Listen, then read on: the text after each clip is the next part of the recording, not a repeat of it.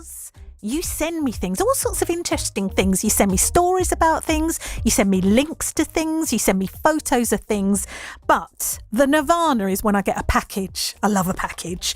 And this is beautiful because one of our listeners, Lesley Cordell, she sent me a little package, and in it, I'm looking at it now, and I've been thumbing through them all morning, is 4, not 1, not 2, but 3, 4 of her children's book.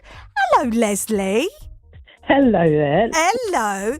Now, Lesley, she was all modest about it. She's like, yeah, I've written a couple of books. I might send them to you. I might drop them into you. Lesley, these are fantastic books. Thank you so much. I mean, I don't even know where to start. I don't know anything. I didn't know you were an author. So when did this start? How did this all come about? And then we'll go through each one.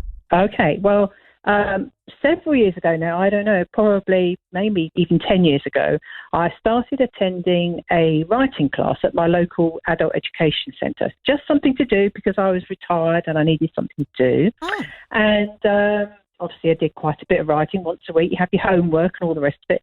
And one week the homework was to do something in anthropomorphism, which is giving human words and feelings to an inanimate object or an animal. Yes. And that's when I wrote about Angus, the little white fluffy cloud.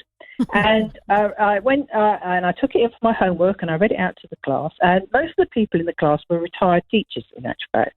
And they all went, wow, you have got to get that published. That is such a fantastic way of explaining the water cycle. And it's such a gorgeous book as well. And it just so happened that somebody in the class knew somebody who was a frustrated artist. And they arranged for us to meet. And I gave her my manuscript. And she came up with those beautiful drawings.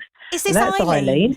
Yes. Eileen. Yes, Eileen. And she's got a proper job. She doesn't make any money from doing the drawings for me, but she does do these most beautiful drawings, and we became firm friends. And so every time I pop a book out, she very kindly does these illustrations for me, which are gorgeous. And do they give you a lot of pleasure, these books, and writing them? They are a pleasure to write because they make me smile when I write them, and that's because I'm imagining children are going to read this and love it. At the moment, I'm planning one which is about a donkey who is persuaded by his peers to eat a bucket of sprouts the night before the donkey derby. Oh, I see where that's going. See where that's going. And another one that I've got bits going on it is a young cow who accidentally gets out of the field and follows the children to school, down the road, past all the gardens with the clean washing in it and through the village. So I get these little ideas and I let them moulder and get juicy and then I write them down. I love this. And the fact that I'm looking at them now, they're just beautifully illustrated. They're really easy to read.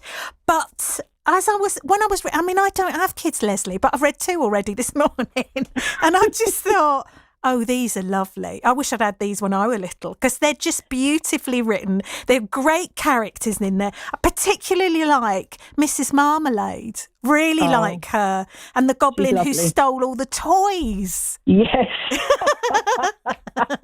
Well, I have just finished the sequel to that. Because Crawjack is the villain who just keeps on giving, really, isn't he? He's just so bad, you've just got to have him back. And this time he's gone back in time, and he has got the dinosaurs. Because all the kids love dinosaurs, don't they? Of course they do. And that would be brilliant for Eileen to do the illustrations on the dinosaurs. She's already started on them. She said her mouth was watering whilst I was telling her about it before I finished it. Now, I know, Lesley from Henlow, would you recommend this as a pastime for somebody else that maybe is, I don't know, retired or thinking about putting pen to paper?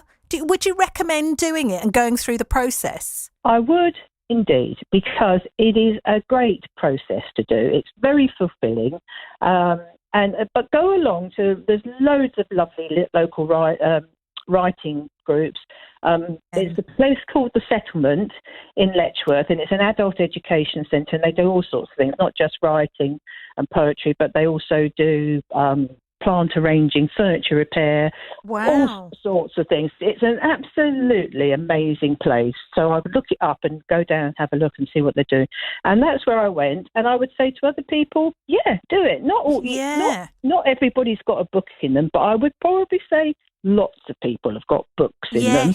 And it's not about making money. It's just about seeing yourself in print and thinking, I did that. Yeah, absolutely. No, I totally hear you. Yeah. So in front of me, I've got Angus, the little white fluffy cloud who fell in love with the sun. He started it all off. Yeah.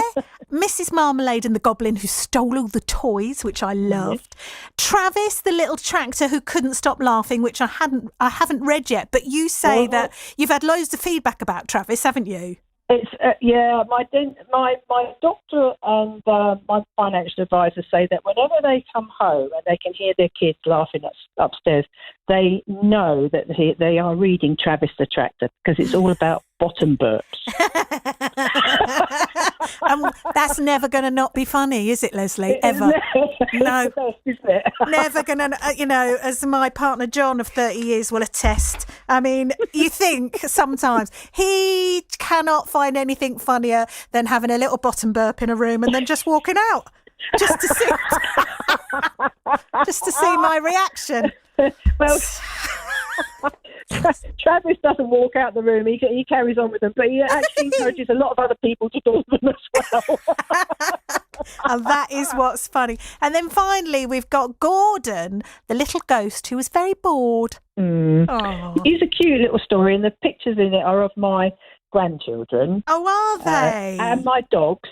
And in Travis the Tractor, the farmer and his wife are depicted by Eileen to look like me and Raymond, my husband.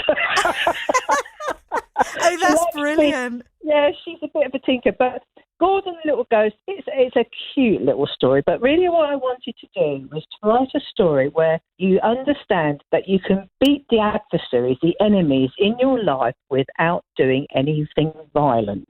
Yes. And that's what I wanted it to be. I wanted him to go on an adventure to get what he wanted, and he'd have to defeat all sorts of things, but he wasn't violent at all. He just used his brains.